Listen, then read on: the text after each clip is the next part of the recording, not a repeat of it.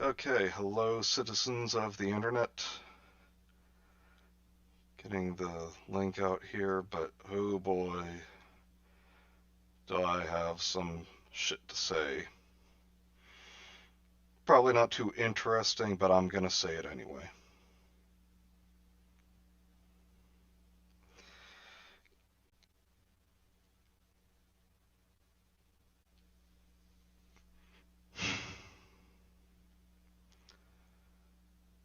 Hello, the Father. Glad you can join us. Well, I should say me. It's just me this evening. Hello, Raptor. Yes, I know it did something horrible.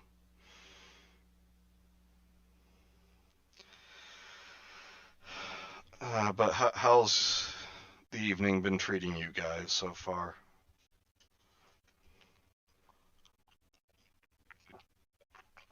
Hello, lovely Cricket. Hello, Mike. Nice title, thank you. Yeah, you guys inspired me for that title, so.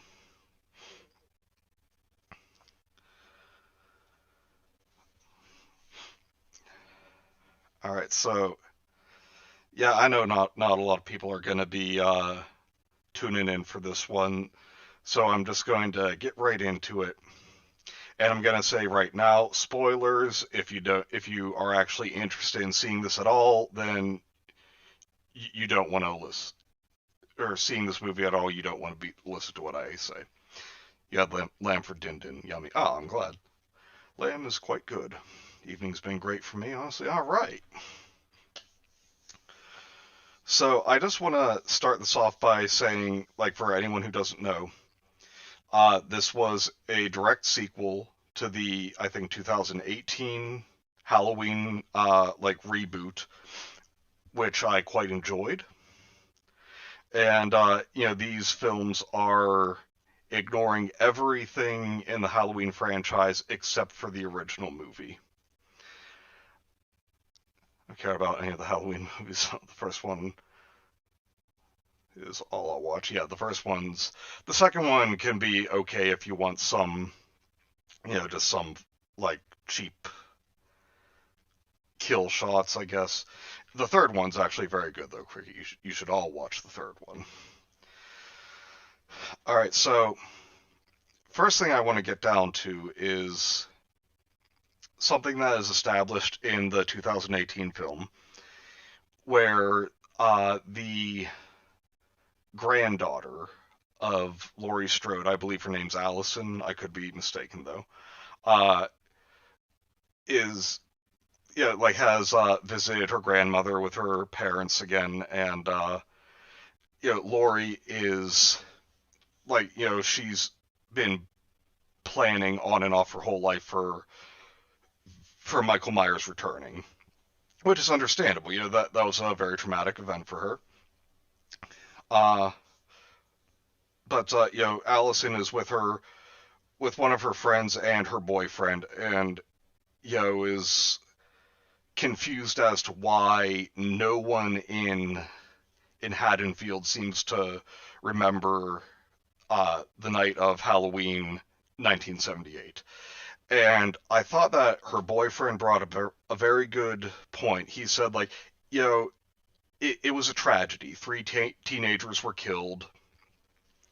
They lost their lives. Yeah, like three young people lost their lives before they even got to really have them. It was tragic, but it happened 40 years ago. And, in the modern times, we have mass shootings, we have terrorism, both foreign and domestic. We have school shooting drills. Like fucking California's got wildfires all the time now. There's a lot more violence in society. Like a cliches aside, like there's not a lot of reason why people would remember three murders of teenagers from 40 years ago. So I thought that really made a lot of sense. It was good for keeping kind of the mystique of Michael, uh, because as they established in the 2018 version is they eventually just caught Michael. And, what else would you expect, really? Well, obviously the movies from 4 onwards expected that, there would be some huge manhunt for him because he keeps coming back to terrorize Haddonfield. But this is ignoring all of that. No, he was eventually caught and uh, taken back to a psychiatric prison. I think it was Smith's Grove. I'm not sure. I haven't actually seen that one since 2018, so I apologize for any details I get wrong. But the point is, so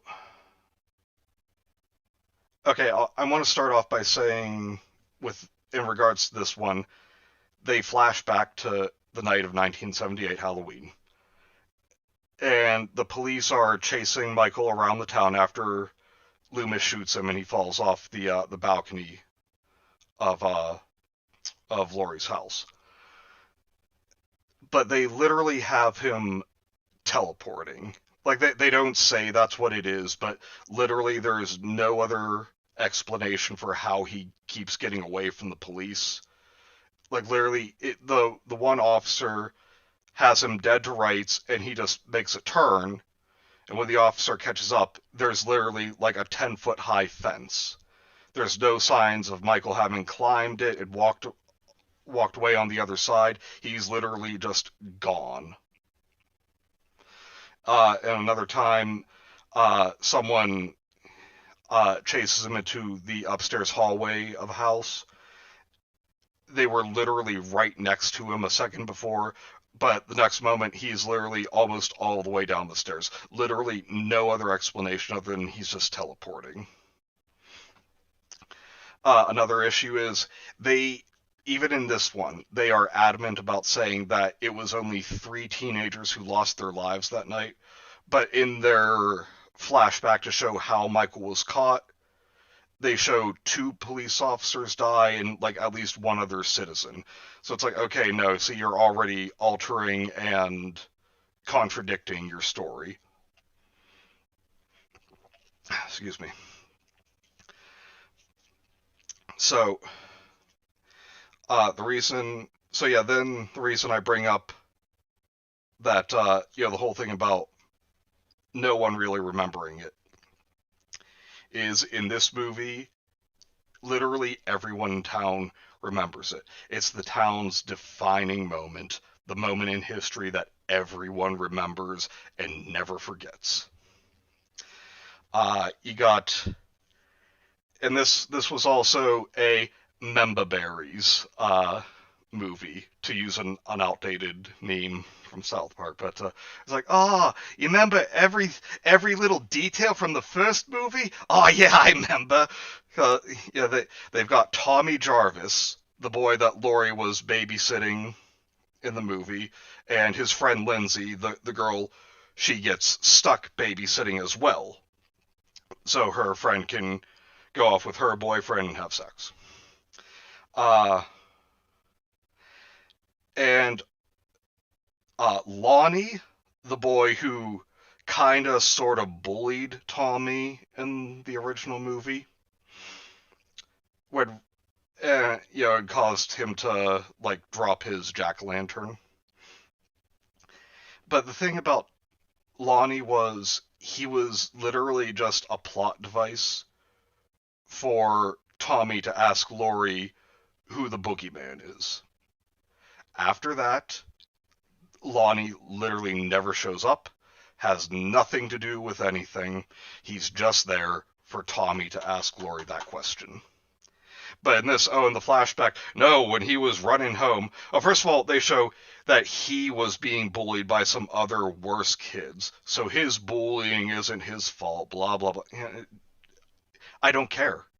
I didn't care about that. I never cared about that.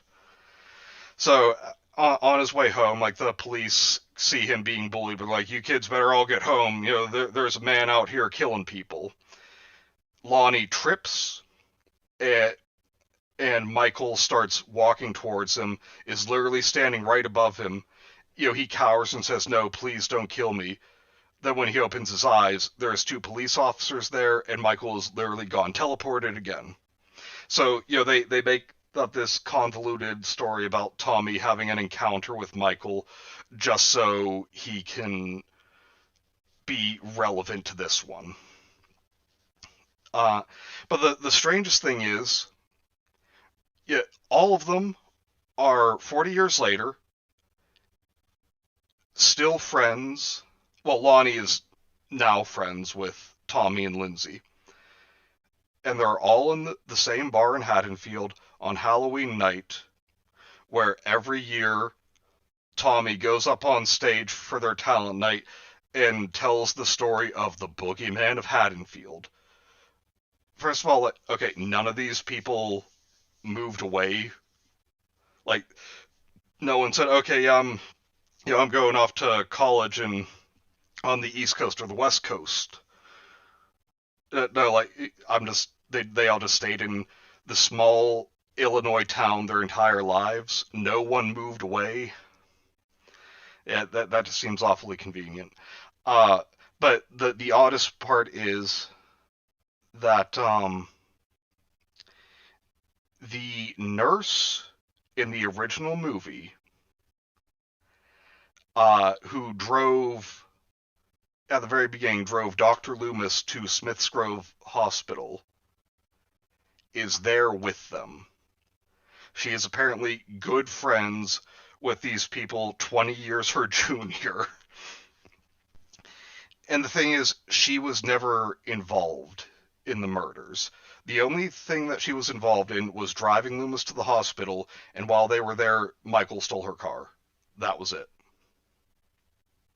Like, she's never brought up again. Like I said, this ignores every movie after the first one. But yeah, I'm pretty sure even in the other films, like from 4 onward, she's never even mentioned again. So it's like, why is she here? Oh, wait, that's why. Hey, you remember the nurse who drove Dr. Loomis? Oh, yeah, I remember. Remember when Michael stole a car? Yep. See, this is just playing on like, hey guys, we watched the original movie. We're just like you. Wink, wink. Oh, apostrophe. Oh, sorry. Yeah, sorry. I'm not paying enough attention to the chat. I know in the comic books and the later movies they said that Michael was the product of a druid curse, but these two movies are completely ignoring everything but the original movie. Oh yeah, and they even have a Memba moment of Halloween 3, because there are these 3 like little shit trick-or-treaters who are going around scaring people. And I'm not talking just like jumping out going boo or anything. No, they knock on this couple's door and say that their friend ate a candy bar that they got from that house, but there was a rusty razor blade in, and she's lying there on the ground with like blood coming out of her mouth. And this couple are panicking, saying, "Okay, call an ambulance." And the girl just like jumps, is like, "Ha, gotcha!" It's like, no, that it was all just so they could distract them, so their friend could run into the house and get every bit of candy from their bowl. Uh, so, but the thing is, they are wearing the silver shamrock masks from Halloween 3, the witch, the skeleton, and the jack-o'-lantern. It's like, oh yeah, I get it. You watched Halloween 3 season. Okay, yeah, I feel so related, like relatable to you right now, director and writers. So, yeah, the last, in the 2018 one, another good thing about that movie was, Jamie Lee Curtis and by extension Laurie Strode is in her late 60s, she's almost 70 years old. So, but I like that they didn't have her like, oh, I took a kickboxing class, so now I can just kick Michael's ass. No, like, she's trained with guns and set up traps in her house, like ways that she can actually fight Michael.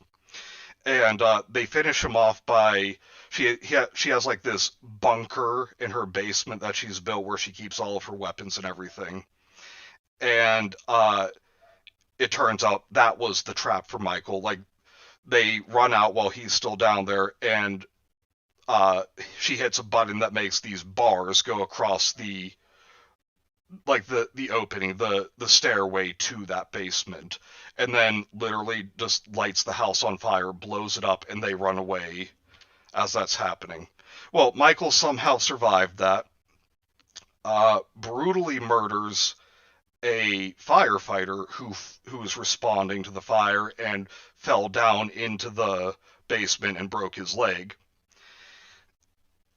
I mean, like literally, it. He takes the holy bar that he's using and takes the spike and just like rips his face apart, like horribly gruesome, like just pointless gore. And then, the firefighter responding to that man's cries for help. You know, he can't see down there. He just like puts his hand out. I was like, "Come on, grab my hand. I got you." And he ends up pulling Michael out. So Michael walks out of the burning house, just stands on the porch holding the holy bar, and all the firefighters are just stopping, like they're just staring each other down. One firefighter starts like blasting him with the fire hose. The others each grab a fire axe. One guy's got the saw that they use to cut people out of things, like revs it up. I swear, I just heard like test your bite. First responders. And I just want to clarify, I have nothing but respect and admiration for first responders. It was just such a ridiculous scene because it then just turns to a brawl like, yeah, let's fight Michael. But then he just like brutally like rips them all apart, which he later does to the three trick-or-treating kids. So that just leads me to the conclusion that this director hates both children and firefighters for some reason. So fuck them.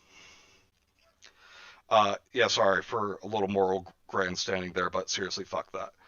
Um, which brings up the other thing. Michael is just kind of going around killing people in Haddonfield at random. Like literally breaking into people's houses, people who are never even mentioned again in the movie or acknowledged. He just breaks into their houses, kills them. It's the one he murders like an elderly couple just to get a knife, and it's like, you know, in the original one, he didn't go around like just murdering people. He broke into an old couple's house and took the knife that the woman was using to make a sandwich. Uh, but like, he didn't go in and kill them because he had no reason to. He just needed the knife. He went and got what he needed and left. He was like, it's in the second movie, it was explained the reason he was going for Lori is that they were actually siblings. But again, this ignores the second movie. This ignores the whole they're actually siblings thing. So it again leaves us with the mystery of why did he want Lori specifically. But originally, he wanted her for whatever reason. And he was killing her friends specifically to lure her in. So, but this one, it's like, oh no, just any, and he would like attack anyone who got in his way. But this one, he's going out of his way, like, oh, there's people, gotta kill them, and it has to be in a horribly gruesome manner. There's gotta be blood and gore everywhere. Uh, Now, at the end of the 2018, Lori is stabbed in the stomach by Michael. So they're rushing her to the hospital, and as they see the firefighters heading to her house, she's like yelling like, "No, no, let it burn, just let it burn." So she's in the hospital getting stitches. Uh, oh, and I gotta say, at this point, like her daughter and granddaughter are getting cleaned up. Like they've told the police, like it was Michael Myers who had come back after 40 years and tried to kill them. They killed They killed Karen's husband, and yeah, Karen, who is played by Judy Greer. I gotta say, she is by far the best character in the film, the only one with a functioning brain. And as she is washing the blood off of her hands, she sees her wedding ring clearly, and you know she starts crying and breaking down because it's this whole thing. The moment's over. They've gone away from Michael. They think he's dead. The adrenaline's gone. She's finally coming to terms with my husband, the love of my life, the father of my child, is dead. I will never see him again. It was actually a very good scene. I really liked that. Unfortunately, pretty much everything after that ruins it. Uh, because okay, they go back to the bar. That's another thing. This movie just kind of like my review here. It just kind of jumps around all over the place. It it's a very messy series of events. Uh, so the police find all the dead firefighters back in the bar. Literally everyone at the exact same moment gets a text about how Michael Myers is still alive, and for some reason the text says he's coming to Haddonfield. How they know this is never explained.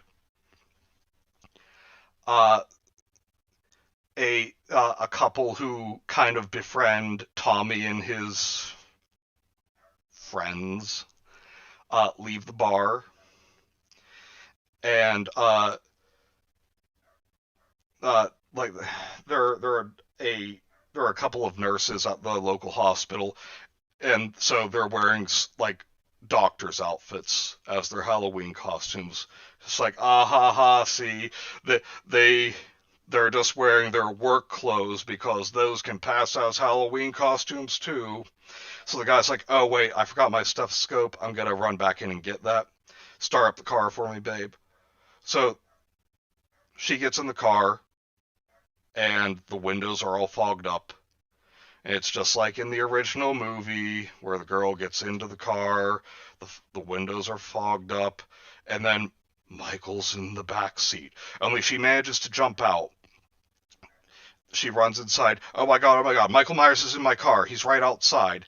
So Tommy grabs like this baseball bat that the bartender's got, which is hanging right near the popcorn machine of zesty popcorn, uh, and goes out and like starts attacking the car, but it just kind of drives off. And this starts this weird. I don't know if I should say red herring. I don't get, but it's not Michael.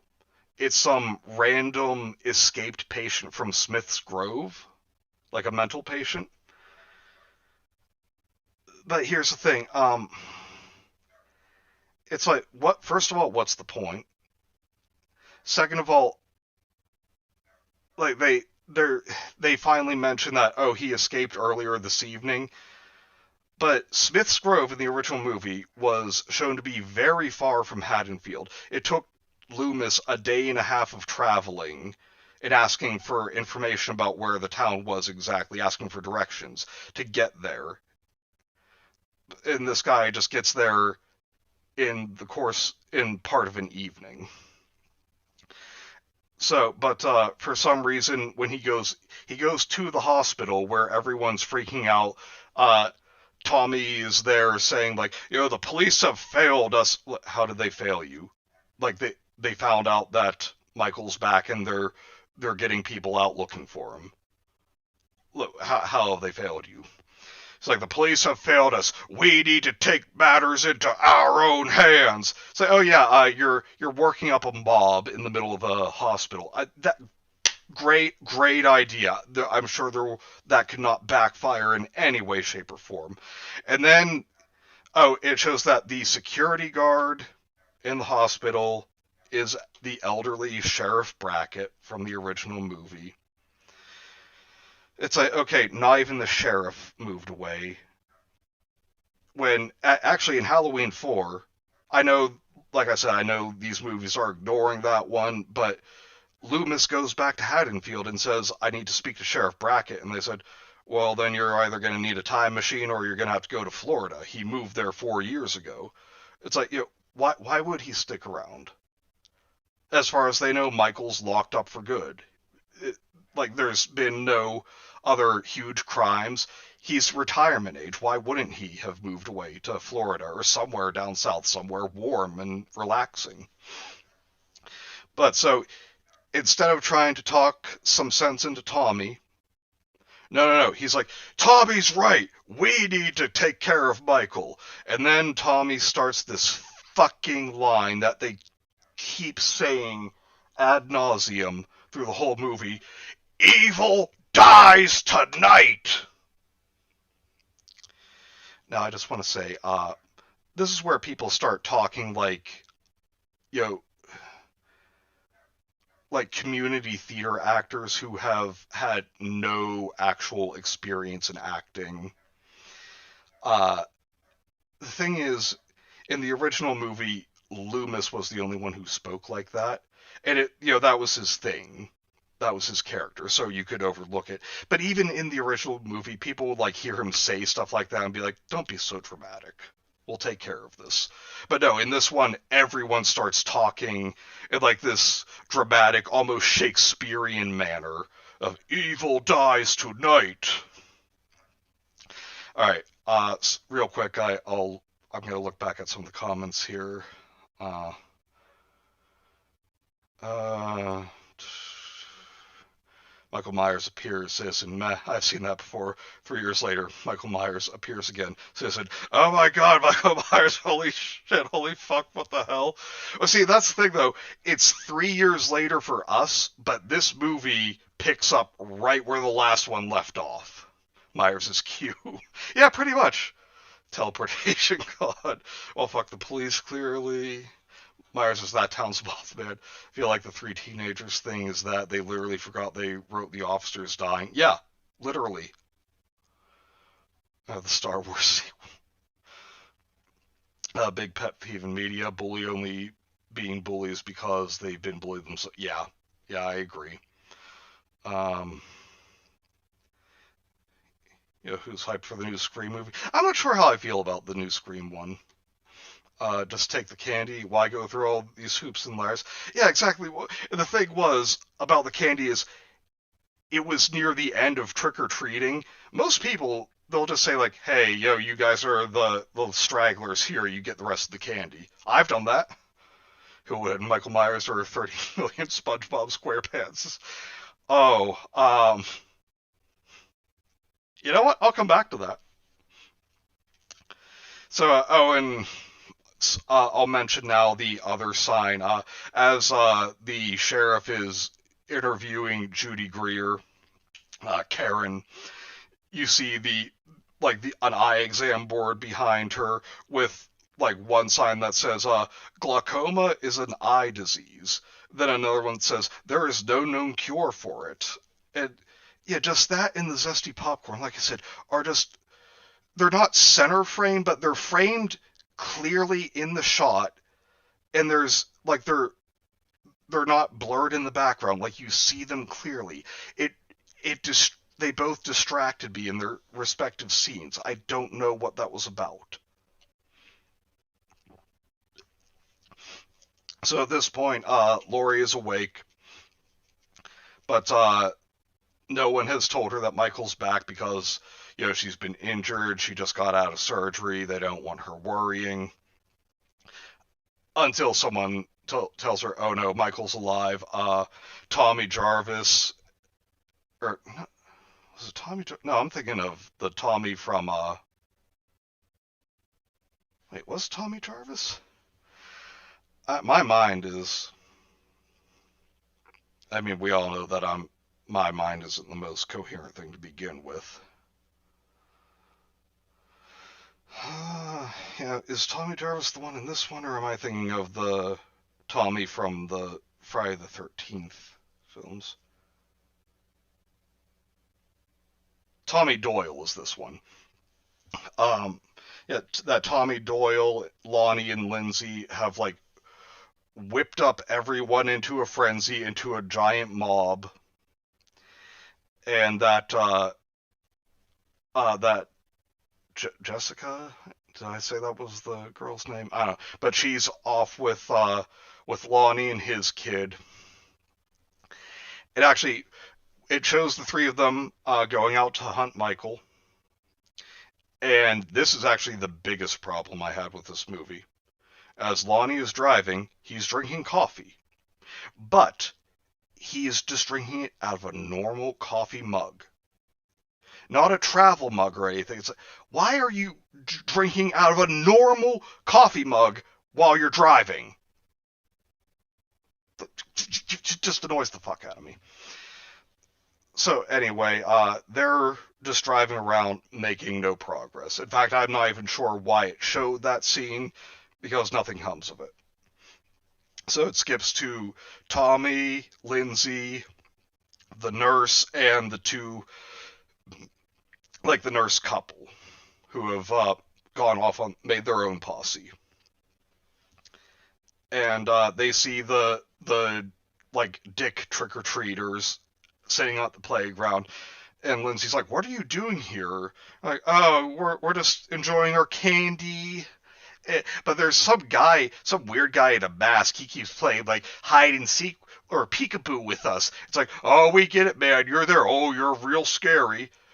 He's wearing some dumb white mask, and then like they see Michael standing behind the car that Lindsay drove up in, holding their friend's bloody skull mask. And it's like, oh, so he murdered another child. Like, what does this person have against children? Um, so the both the nurse and the couple, they have two guns between them. Now they go back to the only scene that the nurse was ever in, where Michael climbs up onto the top of the car and starts terrorizing them. So the nurse pulls out her gun, but it seems like she's aiming to shoot out every window rather than actually shoot Michael. And she does. She shoots out all four windows, shoots the windshield, and then when Michael is standing right across from her, window's gone, nothing blocking it, and she points the gun right at him, is like 2 feet away from him, and she says, "This is for Dr. Loomis." It's like, what do you mean this is for Dr. Loomis? He just died peacefully in this timeline. Pulls the trigger. Oh, she didn't realize she shot all 6 bullets from her revolver. Now, at this point, the chick in the relationship who has the gun because she says, I've shot one of these before. She gets out of the car and starts shooting at Michael, but is the worst shot you have ever seen in your life. To be fair, she said she's used one of them. She never said she was good. But this director also clearly does not know how guns work, because Michael just like flings open the driver's side door, it smacks her hand, which like so the gun is pointed away from him, but to the point where somehow she ends up pointing it straight at her own face and pulling the trigger and killing herself. It's like, no, that's not how anything works.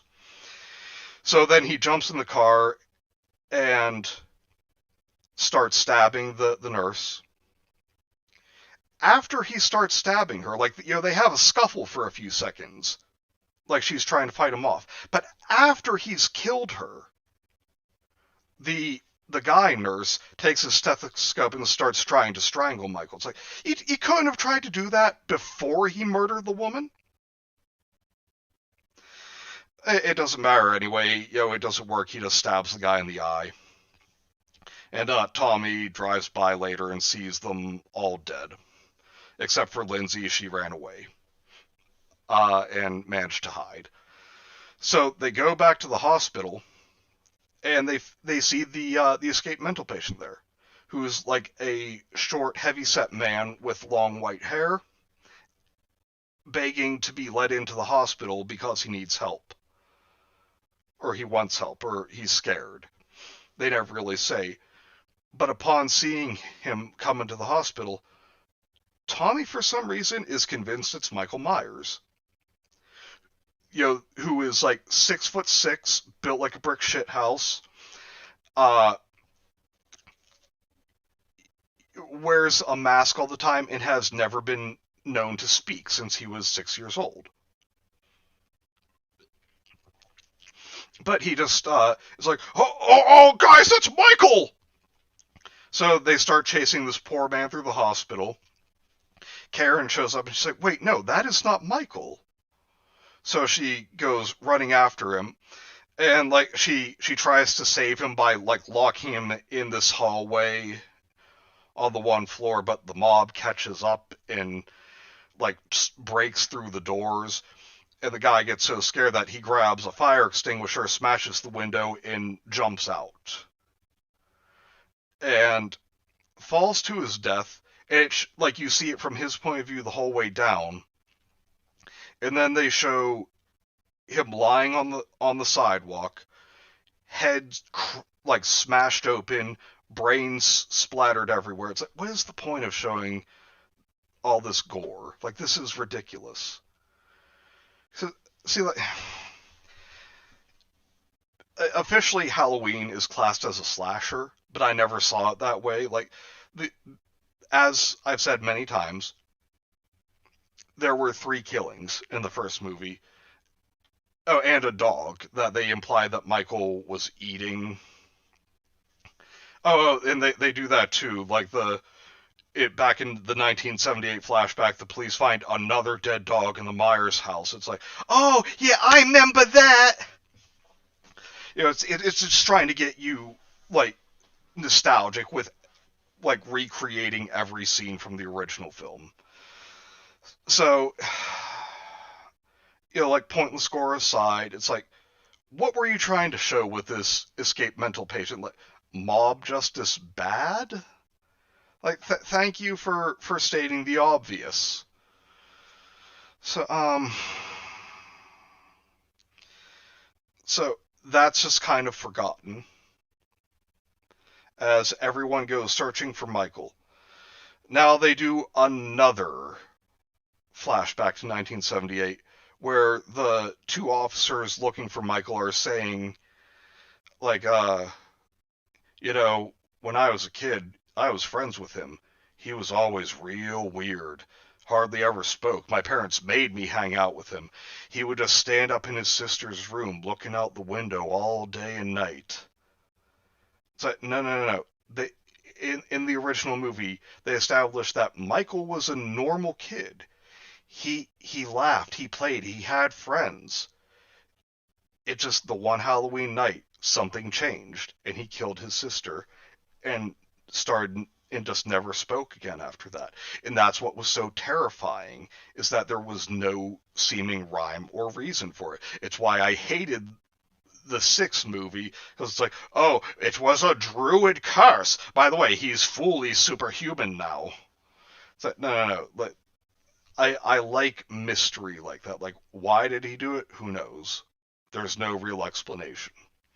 But now it's like, oh yeah, he was always this weird, like, schizo kid. Like, no, oh, fuck off. So, Michael is just going through the town killing more people, kills this other couple, a gay couple, so you know that there's going to be articles about like, oh, this movie's homophobic because he killed the gay couple. And it's like, yeah, never mind, he kills like 3 other married couples in the film. Rob Zombie films, yeah. Films, Rob Zombie films, good. Yeah, where Michael was like in an abusive white trash home. Yeah, that was fucking retarded. All right, but so yeah, he kills the gay couple, but it's like he doesn't kill them because they're gay. He kills them because they're in his old house. And what does he do after that? He goes up into his sister's old room and just stares out the window. So, okay, was he coming back for Lori to try and kill her? Or was there some dumb reason, like they're saying, oh no, he came back just to stare out the window again. But then they're like, was he staring out the window? Or was he staring at his reflection, staring into himself? Shut up. You're trying to sound like deep and philosophical. You just sound like an idiot. So, Jessica, or whatever her name is, and her boyfriend and Lonnie go in after him. Lonnie's dad gets killed. Uh, his son gets killed right in front of Jessica.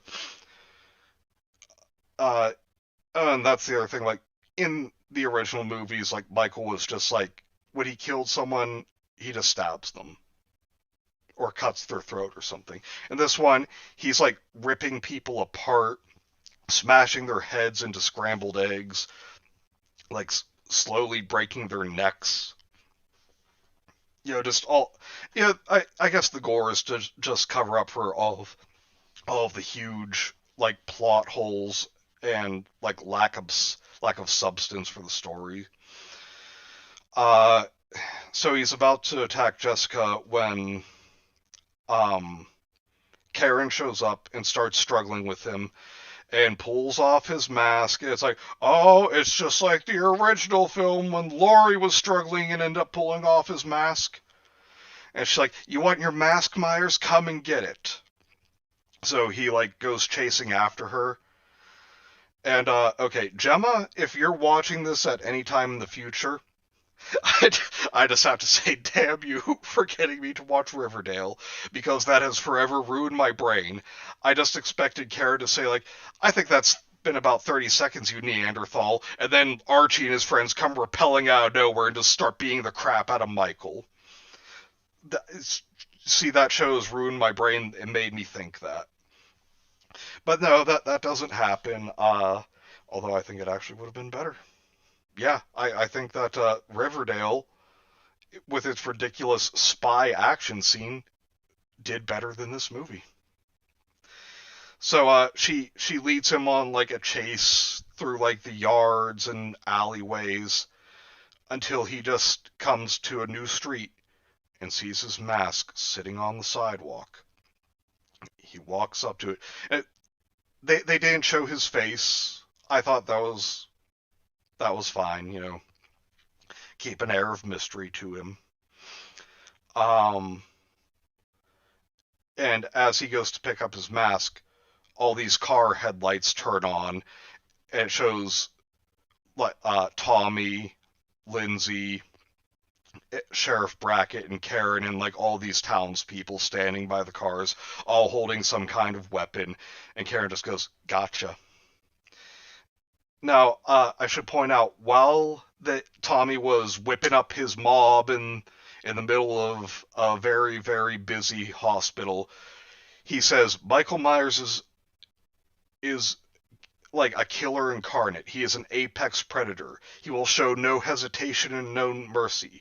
When you find him, you attack him. You don't stop attacking him until he is dead, until you know he is dead. Do not stop. So, like Michael, for some, instead of being, despite, seeming to be an animal, in this one, he's shown a lot of cunning and wit. Normally, he would try to find a way to just get out of there. Excuse me. But no, in this one, he puts on his mask, pulls out his knife, and tries fighting like these 30 people that have him surrounded.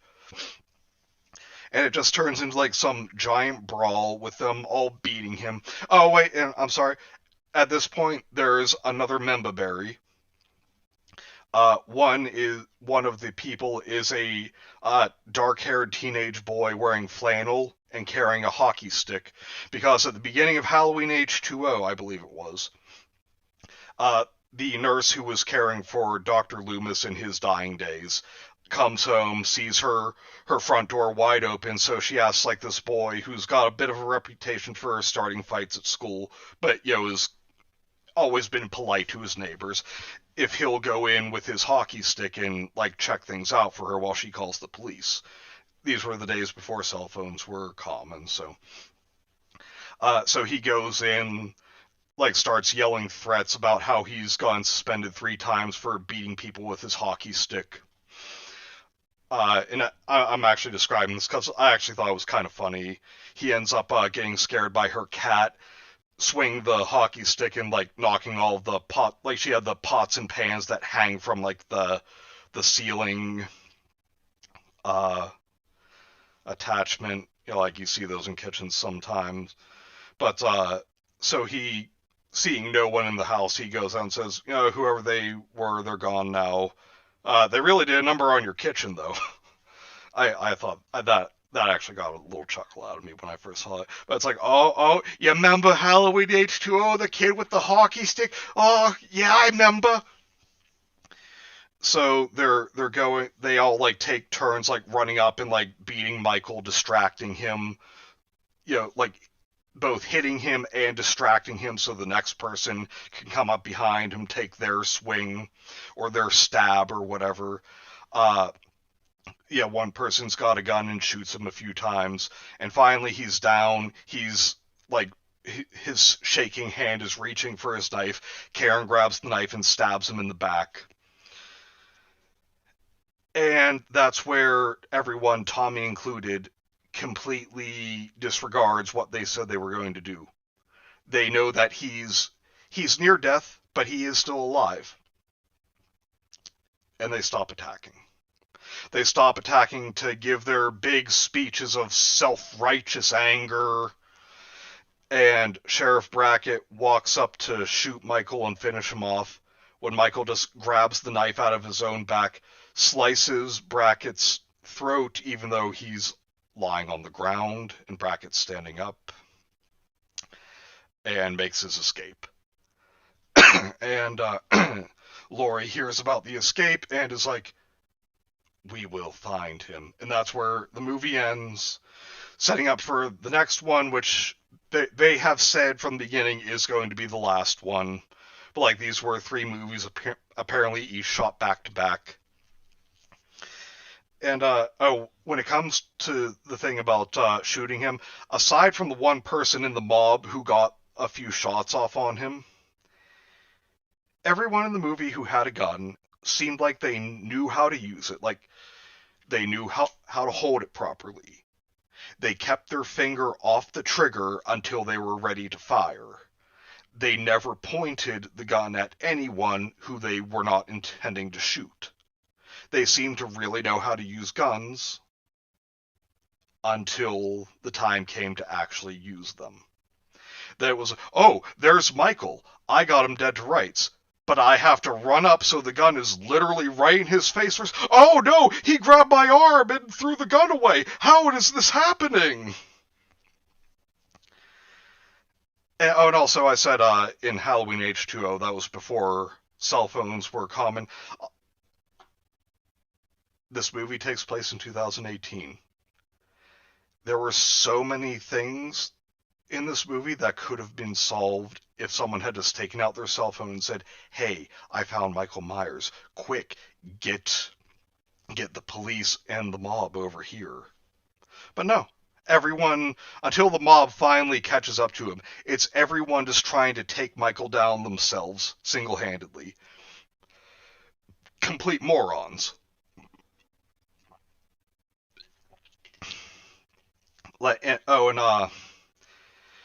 Actually, no, I'm sorry, that's not where the movie ends. Because I was about to say, Karen was the only character with a functioning brain. But as she thinks Michael is dead, like she walks off as people are finishing him off, she sees the Myers house, looks up into Judith Myers' old window, and sees little 6-year-old Michael in his blood-splattered clown costume standing in the window.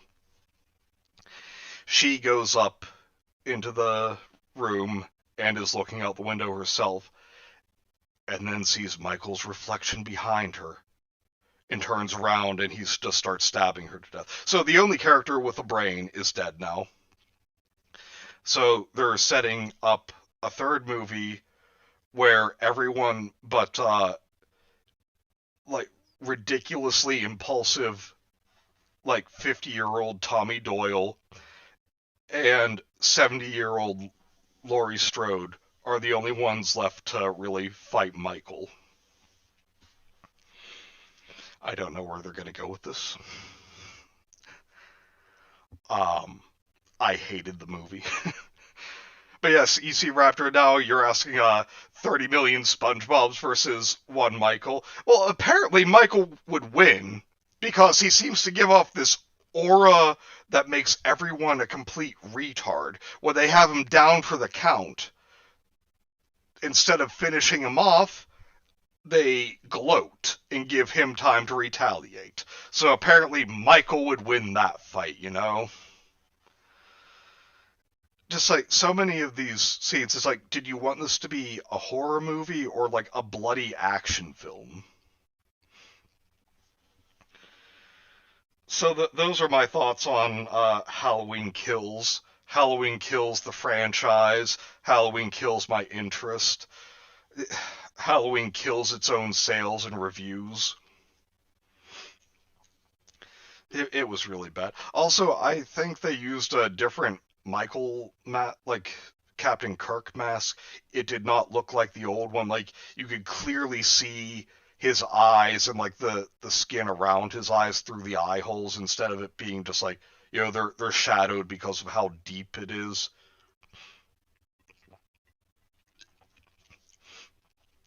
Like it made him look a lot less threatening.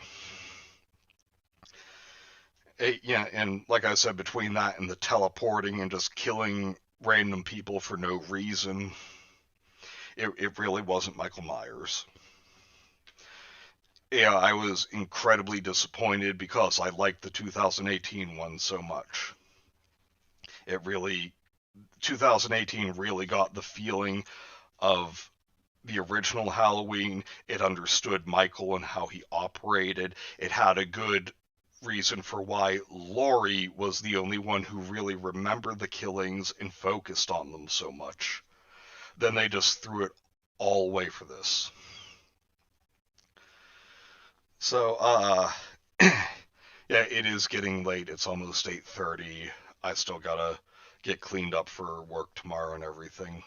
But thank you guys for joining me for this last minute stream for me to rant about how much I hated this movie. But I got to spend some time with my dad, so that was fun. Um, yeah, I'll probably leave this up. I guess it could get some good views for people wanting to hear some weird 30-something guy ranting about how much he hated a movie almost incoherently. So please remember to like, comment, and subscribe. Raptor and I will be continuing Curse of the Dinosaurs tomorrow evening, so I hope you can join us. And actually, seeing the film with my dad this evening is why we moved it to tomorrow. So I'll talk to you guys later. Same bean time, same bean channel. Good night.